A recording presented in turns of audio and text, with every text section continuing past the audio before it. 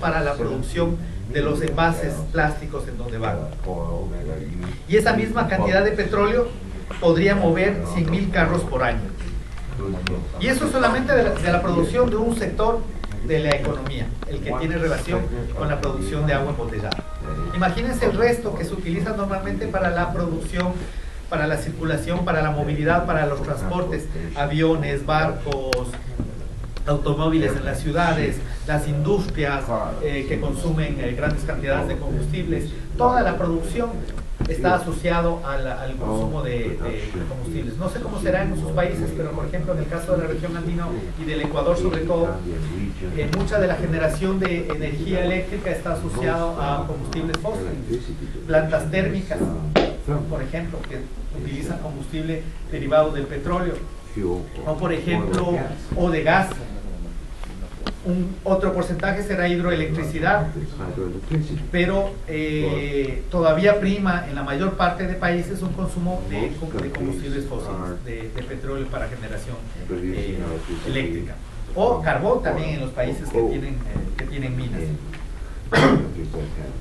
Entonces, la idea central, obviamente, el modelo de desarrollo, el modelo de producción asociado a una tecnología que basa su existencia en los combustibles fósiles. Todo en nuestra vida cotidiana tiene que ver ahora con el petróleo. Y esta es la sociedad del petróleo. O sea, esta es una sociedad que se mueve por la existencia del petróleo. A pesar de que puedan existir tecnologías que podrían reemplazar el uso de combustibles fósiles, pero económicamente el mundo se mueve alrededor del petróleo. Y obviamente la quema del petróleo provoca la emisión de gases, pero no solamente la quema del petróleo, hay otro tipo de gases, desde el metano, que son los que se provocan por la producción intensiva agraria, por la producción de carne. Eso también provoca gases de efecto invernadero, el metano. O por ejemplo, los óxidos nitrosos o otros gases que son los que se asocian con otro tipo de elementos. Por ejemplo, no sé si se acordarán de que unas campañas de las empresas que venden electrodomésticos para cambiar unos gases que tienen que provocan el enfriamiento, y digamos que son los que hacen que en las en las heladeras, en las congeladoras se pueda mantener. Entonces esos son otro tipo de gases. De estos todos contribuyen al efecto invernadero, todos contribuyen al cambio climático. Y obviamente también hay responsabilidades diferenciadas. Muchas veces el discurso alrededor del cambio climático nos hace ver que todos somos responsables. Y sí, es cierto, todos tenemos nuestra contribución, pero hay una diferencia abismal en el consumo de los países, el consumo de los países del norte, los países industrializados, frente al consumo de los países del sur. Eso está cambiando últimamente. Por ejemplo, si uno compara ahora el crecimiento de los que antes se llamaban países del sur, que ahora son parte también de los países desarrollados como Brasil, que tienen el mismo modelo, países desarrollados en el sentido de la producción económica, no tanto en el sentido de mejorar las condiciones de vida de su población. Por ejemplo, la China, el crecimiento de la China, de la India, pero aún así todavía, si uno ve esas tablitas, la mayor parte de países todavía tiene que ver con el tema de su desarrollo y su historia económica. Los países europeos, los países del norte, todavía son los mayores responsables de la producción de gases de efecto invernadero y de emisiones. Por eso los acuerdos, los pactos políticos que se han realizado, de eso vamos a ir hablando más adelante. Y obviamente ese efecto invernadero se lo asocia con los cambios que se producen en el clima. Nosotros somos ahora mucho más vulnerables que antes a las inundaciones, a los efectos de los huracanes, de los tifones, que antes posiblemente sucedían, pero ahora tiene una relación directa con lo que yo ya mencionaba, la ocupación del espacio. La gente se ha asentado en zonas que antes eran manglares, o se han instalado ahí actividades de agronegocio o de producción, por ejemplo, camaroneras en las zonas de los manglares, han destruido ese ecosistema. La población que antes vivía de los manglares ahora está afectada porque han destruido esta especie de muro protector natural, o porque se han asentado en zonas costeras o en zonas altas o en zonas de valles de ríos que antes tenían inundaciones normales, pero la población igual se ha instalado ahí. O la población que no tiene posibilidades también son desplazadas, ¿no? Son desplazadas hacia zonas con riesgos. Entonces, todas las noticias en los últimos 10 años, diría yo, hacen un hincapié en que el clima se ha alterado. Llueve en épocas en las que hace unos años no lo hacía tanto. Hay sequías en zonas donde antes había una periodicidad en las estaciones, y eso altera la vida de las personas. ¿Por qué altera la vida de las personas? Porque uno de los ejemplos que más podría describir esto es la producción agrícola, por ejemplo. La mayoría de la gente, por ejemplo, en Latinoamérica, no tiene agua para regar y siembra cultivos que están basados en los ciclos hidrológicos, en la época de lluvias, en la época que llueve menos, digamos, pero sus siembras han estado asociadas con las lluvias, y ahora existen problemas en la producción. Si uno empieza a preguntar a los campesinos qué pasa, lo que pasa es que dicen que antes sabíamos exactamente en qué época empezaban las lluvias, ahora no, se adelantan, se atrasan, o la época de sequía dura mucho más, o la época de lluvias dura mucho más, y eso está alterando la vida cotidiana en un sector importantísimo y clave para la economía, que es el sector de la producción de alimentos. Los campesinos tienen problemas ahora para la siembra, y esto a la larga puede traer consecuencias también bastante graves. Otro, por ejemplo, tiene que ver con el tema de las ciudades que se inundan. Esas fotos de ahí del lado derecho, si no estoy mal, de Margarita, creo que es Cali. Ciudades muy cercanas a nosotros, pero que han sufrido grandes o fuertes lluvias que colapsan la ciudad, colapsan los ríos, se provocan inundaciones. La mayor parte de las ciudades han taponado sus quebradas, los cauces naturales de las aguas, y obviamente lluvias fuertes hacen que otra vez el agua tome sus cursos naturales, y como están taponados, se han construido represas, se han construido tapes de ríos, los cursos naturales de las aguas, digamos, han sido intervenidos. El agua, cuando crece, pues vuelve a tratar de recuperar sus cauces originales. Obviamente eso provoca un montón de problemas asociados. Inundaciones provocan emergencias sanitarias. Vamos a hablar un poco de los impactos en la salud. Lo mencionaba Sandra en su exposición. O sea, algo que no se asocia muy directamente con el tema a veces del agua, pero que tiene una relación directa, es el tema de la salud. Y asociado a estos desastres naturales está el tema de la salud, de la salud pública. El tema sanitario se vuelve un conflicto. No solamente digamos, por las inundaciones, sino porque también el agua se puede convertir en un destructor de infraestructura. O sea, la infraestructura se destruye por inundaciones, por vientos huracanados, la infraestructura se destruye por movimientos sísmicos, y otra vez nosotros tenemos una relación directa. ¿Por qué?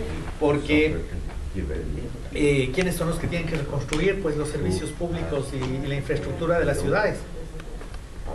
Las empresas de agua, las empresas eléctricas. ¿Y quiénes son los que reconstruyen los servicios? Los trabajadores. O sea, ustedes son los que tienen que ser responsables, encima no solamente de la dotación normal de infraestructura para las ciudades, para que la gente tenga agua, sino también en épocas de emergencia y de crisis. Yo veía que en una revista que nos entregó Francisco, espero que haya entregado a todos, en esa revista era bien interesante, porque Zaguapac, la cooperativa de agua de Santa Cruz, en épocas de sequía lleva tanqueros de agua a comunidades campesinas y rurales que no tienen. O sea, también el rol, y de eso vamos a hablar más adelante, el rol de los trabajadores puede ser muy activo, muy importante y puede tener un vínculo con la población muy interesante.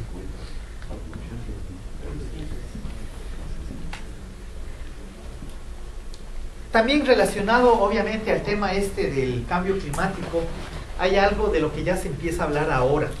Muchos dicen que más grave que la crisis económica mundial de la que vivimos constantemente amenazados es algo que se llama la crisis hídrica. Muchos dicen que la población, que la humanidad está empezando a enfrentar una crisis hídrica que es mucho más grave que la crisis económica. ¿Y por qué? Nosotros somos un continente privilegiado. Yo escuchaba, no tengo muchos datos de la zona del Caribe, pero Sandra nos decía que hay zonas que tienen mucha agua, la compañera Caro también mencionaba, zonas que tienen mucha agua y otras zonas que no tienen. Pero en general en Latinoamérica, si ustedes se fijan, Latinoamérica en teoría es privilegiada en los recursos hídricos. La cuenca amazónica es la segunda cuenca más importante del mundo en reservas de agua dulce. Tenemos el acuífero Guaraní, otra de las reservas de agua más importantes casi del mundo en aguas subterráneas. Tenemos la cordillera de los Andes, donde nacen la mayor parte de los ríos, el río Amazonas, de los nevados, los glaciares. Somos privilegiados, tenemos una cordillera de los Andes y tenemos también unos ecosistemas tropicales de bosques nublados, bosques promontanos, los páramos, etcétera, que son fuentes de captación de agua. Entonces se dice que toda la región es privilegiada en el tema de generación de agua. Y ahí la paradoja: más de 160 millones de personas en Latinoamérica solamente no tienen sistemas de agua potable y saneamiento ambiental. Y empezamos a ver que hay muchas zonas donde están empezando a enfrentar una disminución de los caudales, y están en zonas, ciudades urbanas, están empezando a tener problemas con sus sistemas de captación de agua, y se habla de que los caudales disminuyen por varias razones. La paradoja es que, estando en una región riquísima en agua, tenemos problemas de disminución de caudales, por acción humana también, no solamente por estos efectos de los cambios climáticos y eso, por una acción humana que tiene que ver con elementos como la contaminación, como la destrucción de los ecosistemas. Y la paradoja es esa, o sea, estando en una región riquísima, estamos enfrentando crisis de agua, sin contar que en el resto de la humanidad hay zonas que empiezan a tener batallas ocultas alrededor del agua, como en Gaza. En Gaza muchos dicen que uno de las disputas más graves, más allá del conflicto histórico del Estado israelita versus la no creación del Estado palestino, es ahora el acceso a los acuíferos de agua de la zona, que están justamente en territorios palestinos. Algunos dicen que las guerras del hoy serán por el agua. Siempre las guerras han sido en función de los recursos naturales como eje. Pero también asociado, y algo que va de la mano con los efectos del cambio climático, tiene que ver con el modelo y con la producción. O sea, nosotros estamos agotando y provocando la crisis hídrica por nuestra propia producción y nuestra propia forma de contaminar las fuentes de agua. Estas imágenes son, o sea, yo no he visto algo más impresionante que esto, ¿no? Imagínense ustedes, eso era un río. O sea, es impactante, ¿no? Y nosotros estamos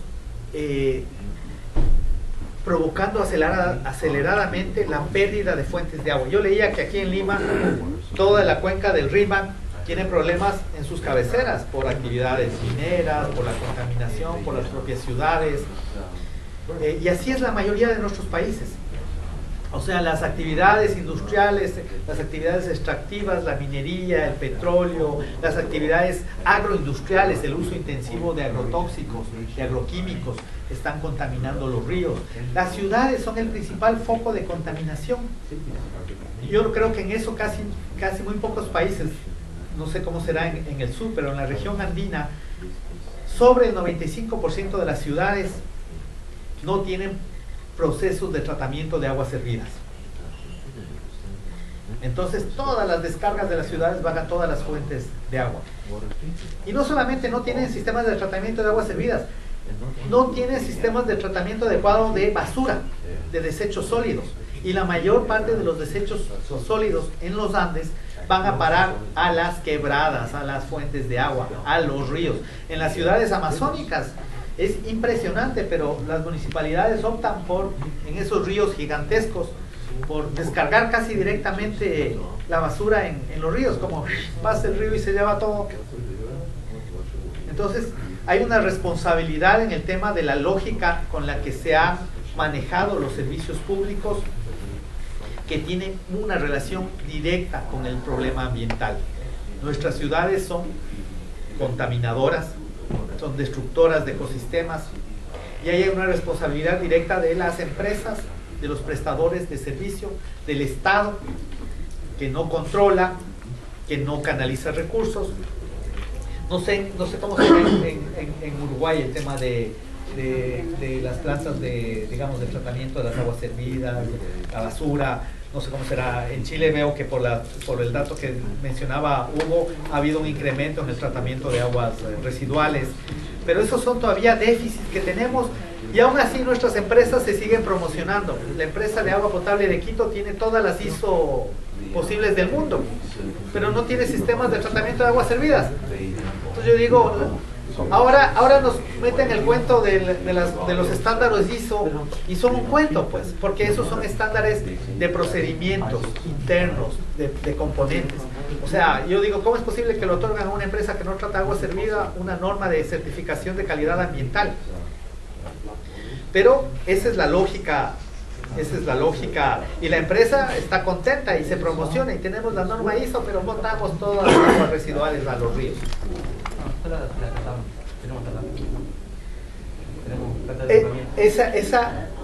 Algunos países avanzarán seguramente en eso, pero la generalidad de toda la región, por lo menos desde Centroamérica, desde México, no sé cómo estará Canadá o Estados Unidos, pero por lo menos toda la región centroamericana, andina, tiene unos déficits increíbles de tratamiento de aguas servidas y desechos sólidos.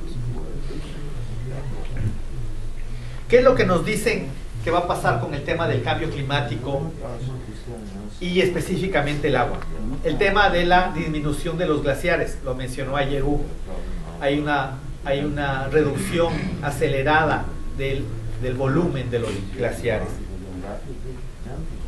Y esto obviamente trae otra serie de impactos. Al desleírse el agua, empieza también a bajar, pues, y con sedimento, arrastrando más, con sedimentación, etcétera. Entonces se alteran los caudales de los ríos, y obviamente el riesgo siempre otra vez es para la población que se ha asentado en las riberas de los ríos, que históricamente se ha asentado. El río siempre ha sido la fuente de vida. Entonces, que la población se asiente al lado del río es parte de la historia de la humanidad. Otro tema es el tema de la reducción de las lagunas. Las lagunas siempre han sido zonas de captación natural de agua. También la población se ha asentado alrededor de las lagunas. Las lagunas han sido zonas de captación normal del agua, y de hecho muchos de los servicios públicos de agua han aprovechado de estas lagunas, o han creado lagunas artificiales para la captación de las aguas.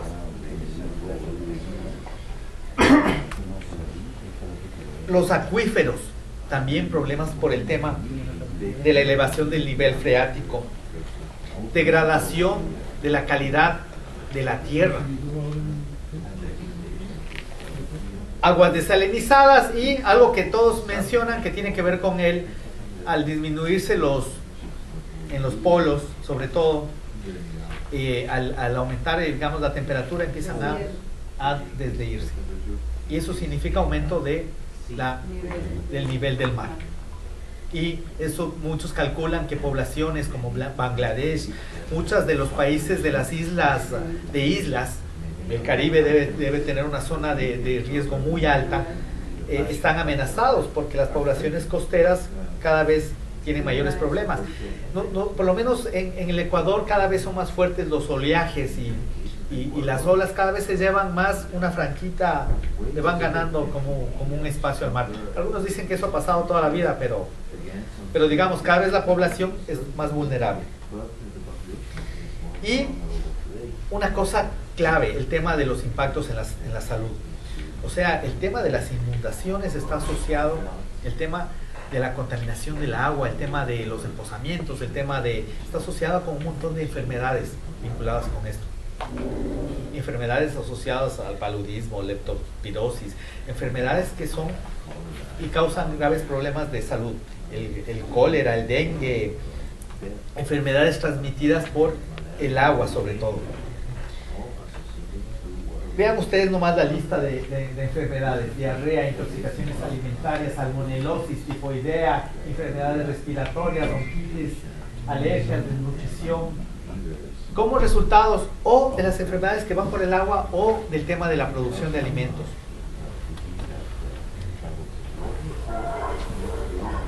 Los desastres naturales provocan también la pérdida de vidas humanas.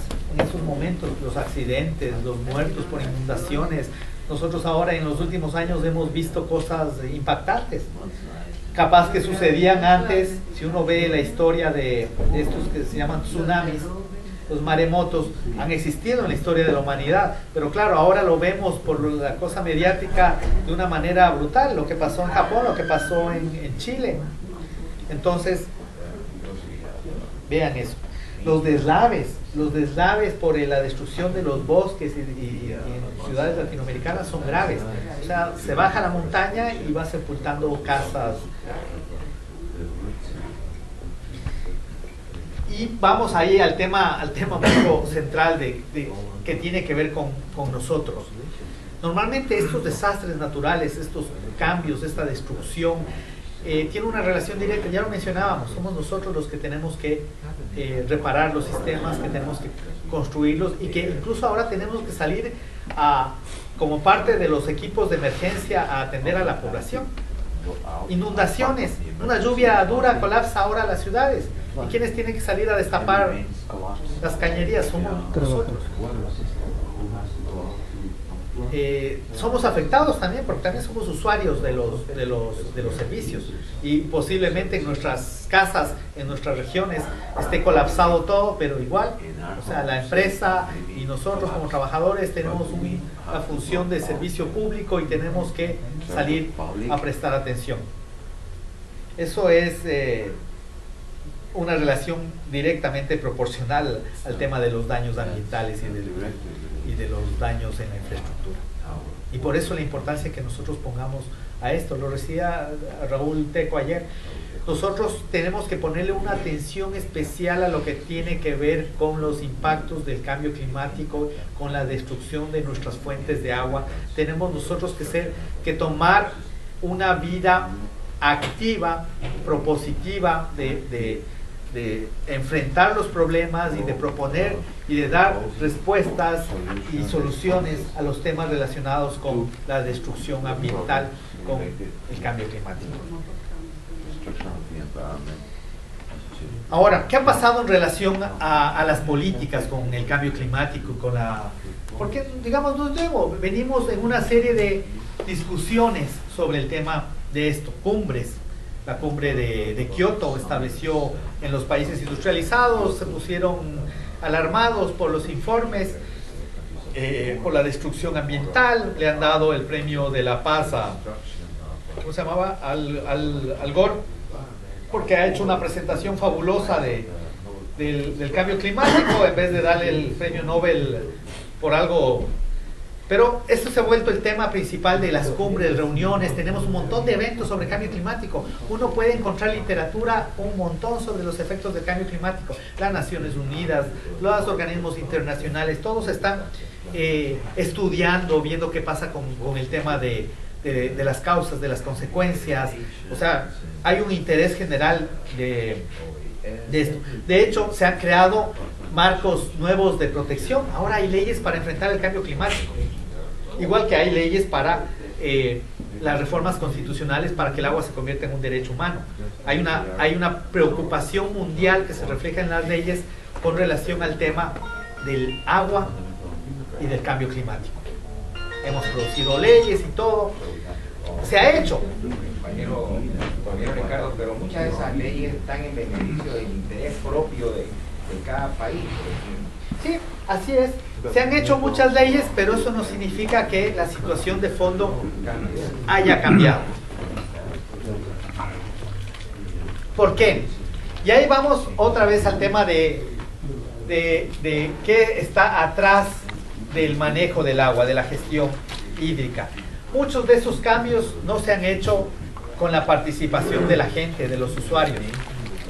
La población no sabe en la mayor parte de sitios que hay reformas y que hay leyes que protegen a la ciudad, o que protegen las fuentes de agua, o que consideran el agua como derecho humano, o leyes ahora que dicen vamos a enfrentar el cambio climático. Eso es una cosa.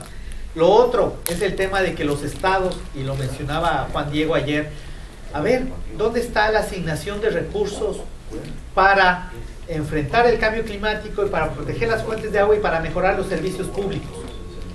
Se habla del derecho humano, pero ¿y los fondos públicos? Los presupuestos de los estados han disminuido. O sea, nosotros hemos tenido como saltos en la historia latinoamericana, décadas del 40, 50, donde una inversión muy importante del Estado en la obra pública, después procesos de disminución de las competencias, creación de institucionalidad. Por ejemplo, muchos de los países latinoamericanos desarrollaron instituciones para estudiar las cuencas hídricas, para manejar el sistema de riego, para el agua y el saneamiento. Se crearon instituciones y de repente vinieron las políticas de disminución de la inversión pública y la disminución del Estado, y muchas de estas instituciones se desmantelaron.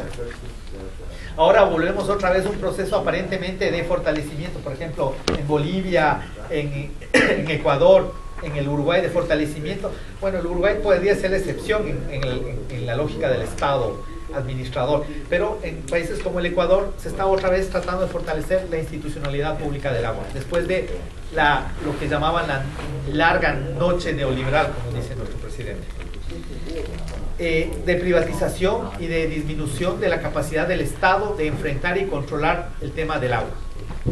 Antes se estudiaba mucho, pero a la larga muchas de esas instituciones, se crearon corporaciones para el manejo de las cuencas, se crearon instituciones específicas para medir el clima, se crearon instituciones específicas de estudios, se crearon instituciones específicas que canalizaban recursos para los grandes represamientos, para las obras hidráulicas, pero mucha de esa gestión ha estado dispersa y han tenido también contradicciones entre sí. Por ejemplo, la institucionalidad que se creó para controlar el agua, entró en contradicción cuando se crearon los ministerios del ambiente. ¿Por qué? Porque en vez de ser parte de lo mismo, entraron a disputarse los pocos recursos del Estado. Y en países como el Ecuador hay una falta de coordinación institucional impresionante. Tenemos una Secretaría Nacional del Agua, tenemos otros que controlan el agua potable y que hacen obras de infraestructuras. El Ministerio del Ambiente también hace obras de infraestructura, controla el ambiente y, o sea, hay como una dispersión de las actividades, pero eso tiene mucho que ver con la falta de una política nacional pública para resolver el tema del agua y del saneamiento. Y eso es lo que falta. ¿Por qué? Porque atrás de esto están los grandes poderes. O sea, no es de casualidad que no haya políticas que quieran redistribuir el agua, por ejemplo, de riego, que evalúen las concesiones de agua, que vean si están cumpliendo su función, porque atrás de esto están los poderes que lucran del agua. Los poderes económicos. Históricamente, las grandes producciones agrícolas, las grandes haciendas que controlaban los canales de riego, que todavía controlan las adjudicaciones en el sector rural, en el sector urbano, o las grandes hidroeléctricas, a veces del Estado, ahora muchas de ellas privadas, o las grandes, ya lo mencionaba Hugo, el tema minero. Acá en el Perú también es fuerte, ¿no? El tema de las concesiones y de la facilidad que tienen los emprendimientos mineros, no solamente para usar el agua, sino para botar todos sus desperdicios en cualquier cuerpo de agua, lagunas, ríos, con una absoluta falta de control total del Estado a estos procesos productivos. Entonces hay muchos poderes atrás y poderes fuertes. O sea, los empresarios mineros no son cualquiera. Ahora, nuevos negocios asociados al poder y al control del agua. En el Ecuador, en la ley de agua, se intentó poner unas restricciones al uso del agua potable de las ciudades para el embotellamiento privado de agua. Poner restricciones, incluso pedirles que a los embotelladores no usen envases no retornables, sino que usen envases retornables, pero además ponerles restricciones para que no usen el agua de consumo humano para embotellar agua. No, se reunieron con el gobierno y eso se sacó. Se pretendía ponerles una tasa a los empresarios camaroneros que producen los camarones en estas grandes lagunas y que extraen con unas bombas gigantescas el agua. Tampoco pasó. Las grandes haciendas de agroexportación, yo quedé impresionado acá en Ica, puede ser, Ica, que utilizan en la mayor parte su abastecimiento de agua de fuentes subterráneas. Y ahora están compitiendo con todos los agroexportadores, que también se meten a los mismos acuíferos que deberían ser reserva de la población y empiezan a extraer toneladas de agua. Nosotros exportamos agua a los países del sur. Exportamos agua vía bananos, vía brócoli, vía mangos, vía palmito, vía un montón de productos. Exportamos agua directamente vía flores, vía madera. Exportamos agua mediante todas las plantaciones forestales. Somos países que estamos sujetos a unos intereses muy fuertes, que son los que han presionado porque la institucionalidad no cumpla realmente su cometido. Tampoco tenemos continuidad. Cada que cambien de administración, las políticas de agua, los planes de agua. El Ecuador tenía en la década del 70 la propuesta de generación hidroeléctrica mediante mini centrales, no grandes megacentrales, sino mini centrales para una generación eléctrica descentralizada. Estaban todos los proyectos hechos, eso costó millones de plata. Llegaron otras políticas, otros gobiernos, la política de la integración energética, los interconectados, los sistemas interconectados, y se cambiaron a hacer grandes megacentrales con represamientos, con inundaciones, con desplazamiento de población, con inundación de áreas de cultivos fértiles. Entonces, cada que vienen gobiernos cambian el modelo absolutamente, no hay una institucionalidad, cambian los técnicos formados, técnicos buenos, trabajadores que han sido preparados en esto. Llega una administración, podrá desechar eso. Ahora, además, hay otra lógica en esto ya ni siquiera es el Estado el que estudia, investiga, sino se contratan consultorías. Y las consultorías se hacen y se archivan, porque como no es apropiada por los propios técnicos de las empresas, las consultorías pasan a ser parte de este engranaje. Un engranaje que gasta millones de dólares, pero que no resuelve muchos temas de fondo. Y luego el otro tema muy grave es la falta de estabilidad de los propios trabajadores, pues, en los sistemas. O sea, el riesgo para los servidores públicos cada vez es más grande, de estabilidad laboral, de trabajar en condiciones adecuadas, en condiciones dignas. Todo esto afecta el manejo del agua. Todas estas cosas.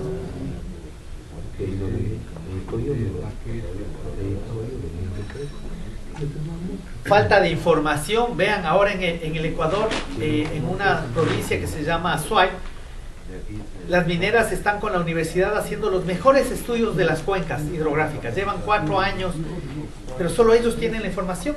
Ni la propia municipalidad tiene los estudios que tienen ellos sobre los caudales de agua. Hay un problema con la dispersión de la información y con la falta del Estado y de las instituciones públicas, incluidas las empresas de agua, de tener información la mejor, la más adecuada, con un proceso permanente de levantamiento. Habrá excepciones, por supuesto, pero en términos generales esto sucede. Y otras cosas que ya se mencionaron ayer, el tema de la corrupción, el tema de las tercerizaciones, falta de participación.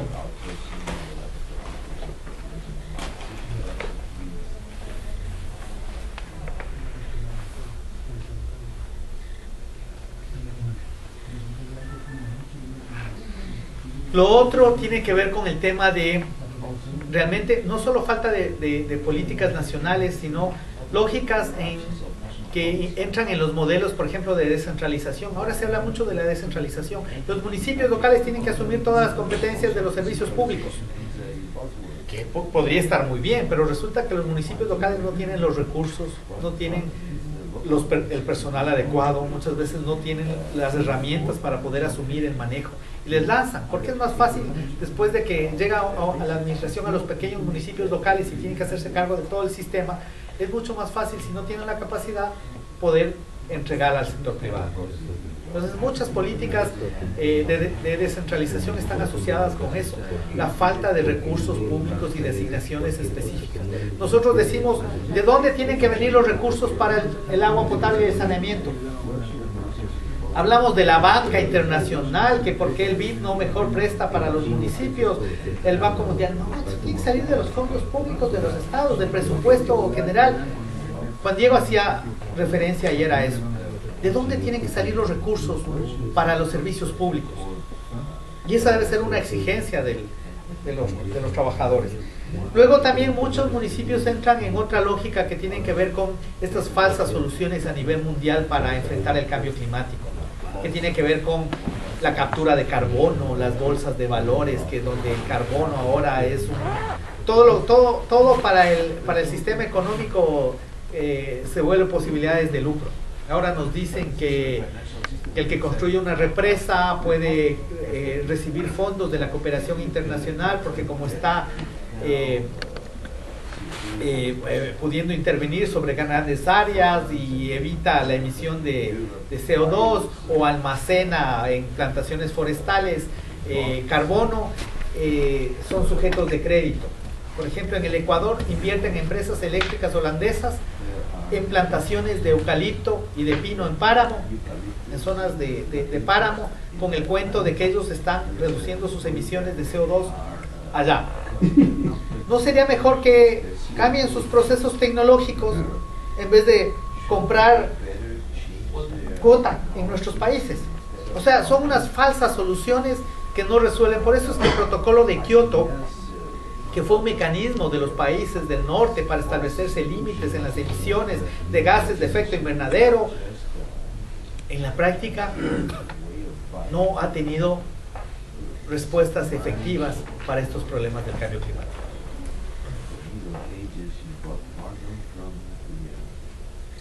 Yo quiero terminar con el tema de por dónde nosotros podemos empezar a dar o a prestarle atención o dar respuestas a todo esto.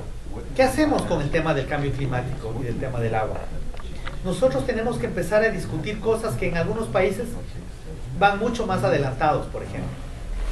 En el Cono Sur, las discusiones de los movimientos, de las organizaciones sociales, tienen que ver con el tema de la matriz energética. ¿Cuál es la matriz energética que queremos para nuestros países? Nosotros tenemos que empezar a proponer qué sistemas queremos. No dejar que esas sean decisiones que quién sabe en dónde están. Nosotros somos trabajadores del agua, pero necesitamos discutir cuál es la matriz energética, porque tiene que ver con qué sistemas son los que queremos. ¿Qué pasa con la energía? La energía y el agua tienen una relación muy estrecha.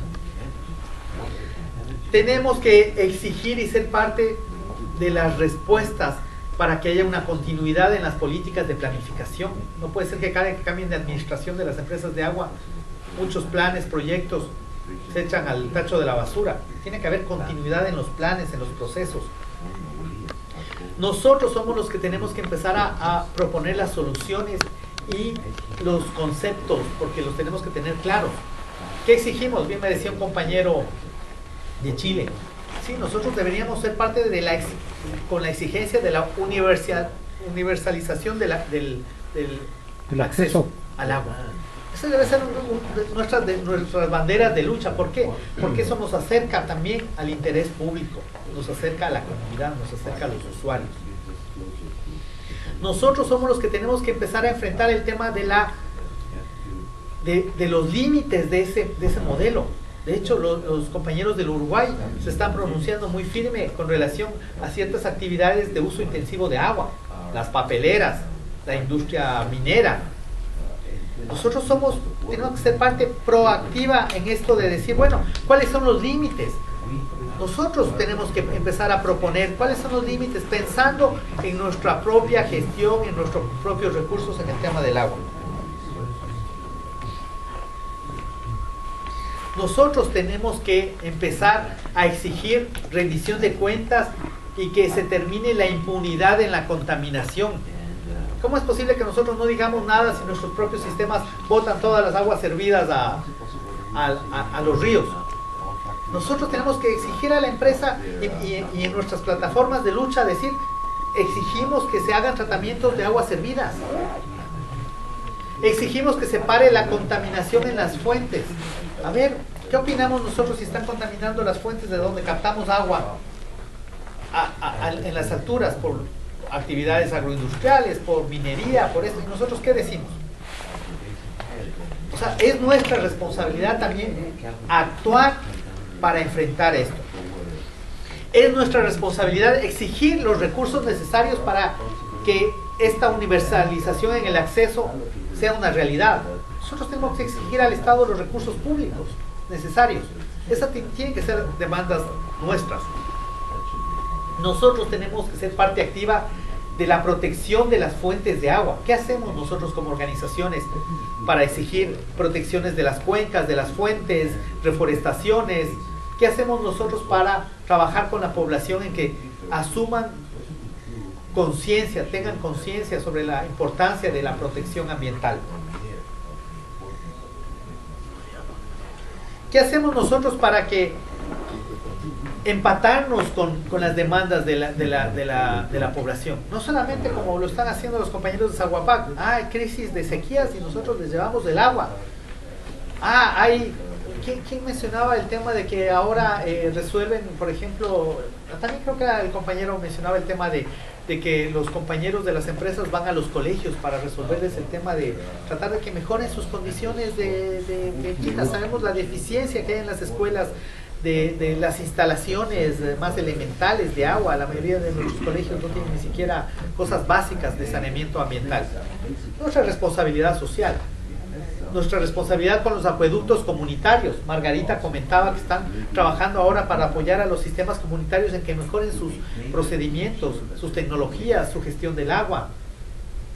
Esas son formas de acercarnos a la población, y son formas no solamente porque tenemos que reivindicar nuestros derechos, pero tenemos que pensar en qué pasa en la sociedad, en nuestro entorno. Pero hay un problema ahí, Ricardo. Nosotros enfrentamos en Santa Cruz de la Sierra, justamente por lo último que acabas de decir, cuando vamos a una comunidad y hacemos ese trabajo, por decir, de entender redes, porque ellos tenían una red de politudo, por decir, con las bocas abiertas. Entonces el tanque que ellos almacenaban agua y lo distribuían a cierto horario se vaciaba, pero de un manazo, digamos. Entonces el trabajo que hacíamos nosotros y pedíamos ayuda de los mismos comunarios,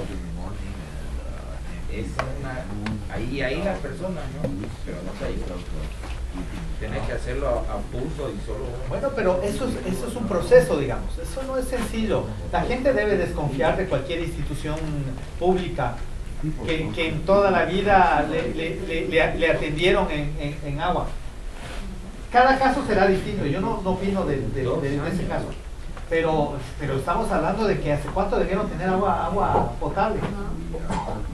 O sea, comparemos cómo las ciudades eran atendidas frente al sector rural. O sea, la gente tiene desconfianza de los servicios públicos, mucha gente, porque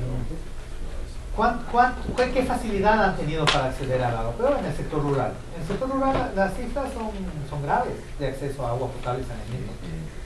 Y no todos tampoco han tenido una política de apoyo, de trabajo conjunto, de acercamiento, de relacionamiento, de dejar de quitarse la camiseta de la... A veces tenemos más la camiseta de la empresa que la del usuario. Y le culpamos a los sistemas comunitarios, es que no son buenos, son ineficientes, manejan mal. Pero los sistemas comunitarios han resuelto el problema del agua de ellos. Esos son procesos, Francisco. Yo creo que son procesos de aprendizaje mutuo. Nosotros tenemos que quitarnos la idea de que nosotros vamos a resolver el tema de la comunidad. Depende como el Estado en general se trataba de las comunidades. Comentábamos recién, Carlito, que en el caso de Uruguay, el pueblo por lo general confía mucho en el Estado. Entonces ya le es una garantía, y es más, le reclama al Estado que le resuelva esos problemas, y cuando se lo resuelven, las propias comunidades lo defienden, porque defienden el Estado, porque el estado de bienestar está muy arraigado en la mentalidad del Uruguay, de los uruguayos. Entonces eso ya es un valor en sí mismo, que es lo que nos permitió en la larga y oscura noche de los 90, como dice tu presidente, tener empresas públicas. Los uruguayos querían que las empresas fueran uruguayas. Y es un proceso de años, ¿no? De mucho tiempo, de mucha conciencia, de mucha formación, de mucha... Uruguay es como todavía es una isla. Pero es un proceso, digamos, es un proceso en el que nosotros tenemos que ser actores fundamentales, pues. ¿Cómo queremos trabajar en cambios en la sociedad si no estamos relacionados con las organizaciones, con el resto?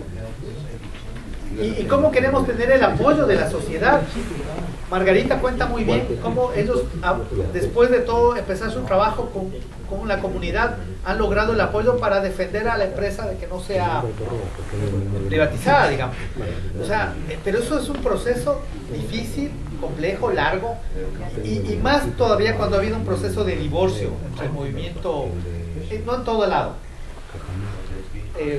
Hay excepciones, pero ha habido un proceso de divorcio entre las reivindicaciones de los trabajadores y el conjunto de la sociedad. Han ido por aquí. La idea es que vayan. Pero también ahí uno tendría que, las organizaciones tendríamos que hacernos en autocrítica de que muchas veces aspectos programáticos son más corporativos de reivindicación que generales. Entonces, una de las cosas que nosotros hemos tratado de hacer es que las reivindicaciones tengan un aspecto siempre general y que afecten no solamente directamente a los trabajadores, cuando discutir con la empresa, sino que hagan planteos que sean globales, porque para que los aliados sigan siendo aliados, porque si vos luchás por tu salario, por tus reivindicaciones, no luchas por traer agua para la comunidad no te va a ayudar. Entonces me parece que ahí de lo programático es una buena caja de resonancia para que la comunidad entera, el pueblo entienda de que estamos luchando por nuestros intereses como sindicatos, pero también por los intereses generales. Y eso es una cosa que es bien importante, y es lo que nos permite a nosotros, en el caso uruguayo, que también se da cierto grado de divorcio, mantener las organizaciones con un alto índice de popularidad, que también las organizaciones esas, la gente se sienta parte por más que no esté afiliado, muchas veces respete o haga las movilizaciones que se organizan, porque siente de que son justas y que está defendiendo no solamente los intereses de los afiliados y de los no afiliados, sino del país en general. El tema positivo. Muy bien lo que dice él, pero cuando yo te decía, digamos, de que nosotros cuando llegamos a ellos no vemos una ayuda, quiere decirte que cuando nosotros vamos ahí lo hacemos todo gratis, materiales, librería, todo gratis, no son parte de nuestro usuario. Ese es nuestro y esto está a 800 kilómetros de la ciudad. llegar hasta ellos ya es una dificultad. Llevar camiones de alto tonelaje con todo el material es una dificultad. Pero cuando llegamos ahí y empezamos a trabajar para ellos, es para ellos. El trabajador de Zaguapac, si lo tenemos que sacar de acá, trabajar con algunos trabajadores, porque nunca hay supernumerarios en una empresa que están con y lo llevan a trabajar allá. Ese le reclama, después dice Francisco, pero no me ayudan, y están echados, están en la vaca, por decirlo. Eso es lo que nos está para que tomen nota de esto, de unos compañeros infiltrados el día de ayer han venido acá y quieren tumbarse a Lucho Izarra, o sea, cogiéndose todo lo que se está haciendo acá y poner que como que ellos lo están realizando, y este evento se está dando acá. El tema es y mira, está con los nombres de Hugo Maturana, Carlos Sosa, Luis César, Chile, Sergio Solórzano. Yo puse ahora, vamos a entrar a ver un poco el tema de la matriz operativa, pero yo estaba poniendo lo que había hecho CUPE, lo que CUPE nos mandó. Ronald nos mandó y nos decía, nosotros estamos en una campaña contra el agua embotellada en nuestras ciudades. O sea, ese es un problema ambiental, social, son campañas importantes. Ahora hay ciudades, hay una ciudad en Australia que prohibió la entrada de agua de envases no retornables. Lo prohibió. Hay Toronto, San Francisco han tomado normativas para prohibir el uso de agua embotellada en la ciudad.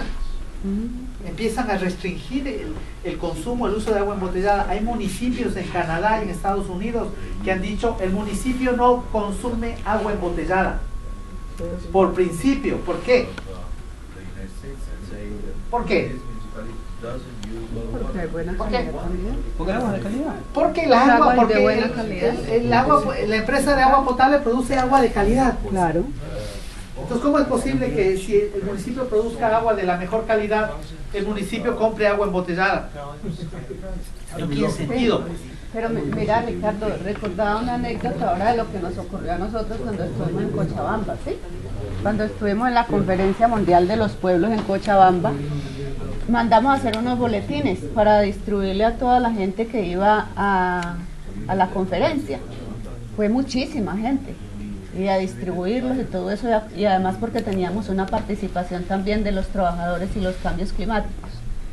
Pero solo en ese sitio donde nos imprimieron los boletines, los volantes, la percepción que la gente tiene del agua, de la calidad y del trabajo de una empresa que estuvo en manos privadas y se recuperó a lo público, pero a lo público sin calidad, ¿me entienden? Entonces hay resistencia de la gente no cree en el proceso y siente que es necesario mejorar.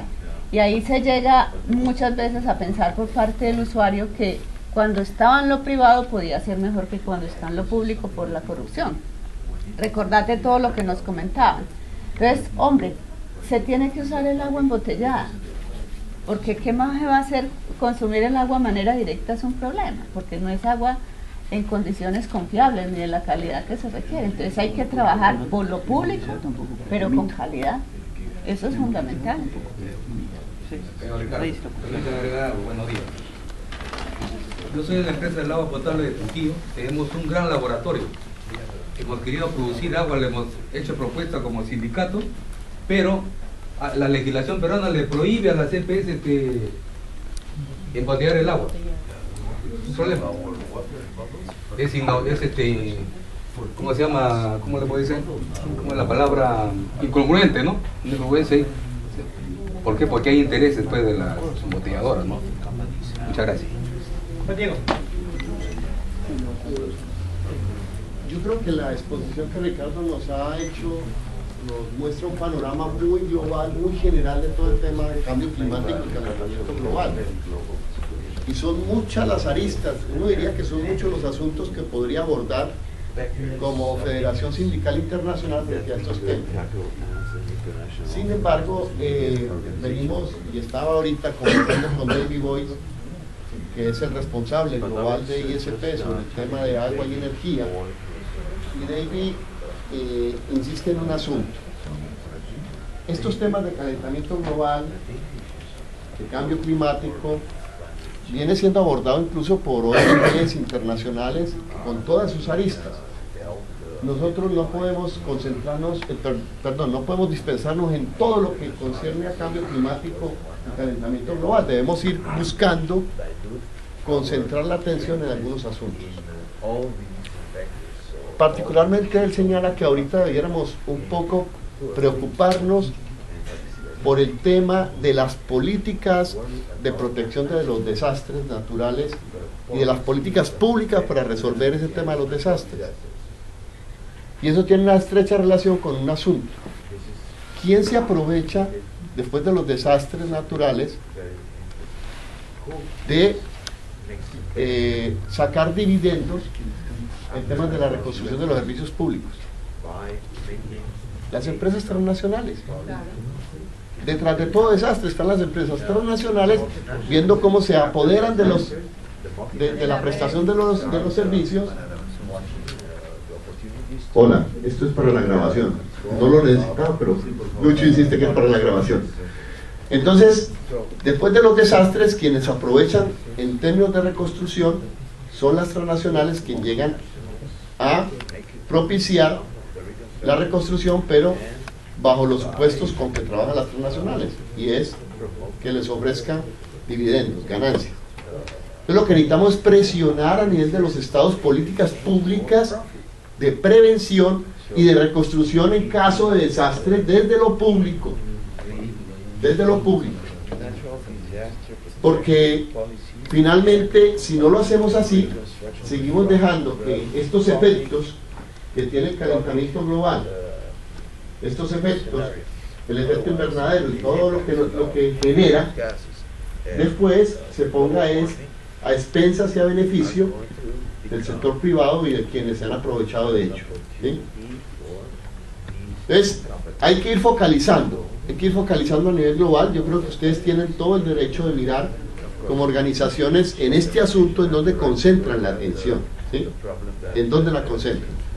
Particularmente, David piensa que hay que ir concentrando en la necesidad de forzar, de presionar políticas públicas de prevención y políticas públicas de restitución de los servicios públicos en caso de desastres. ¿Sí? Muy bien, compañero.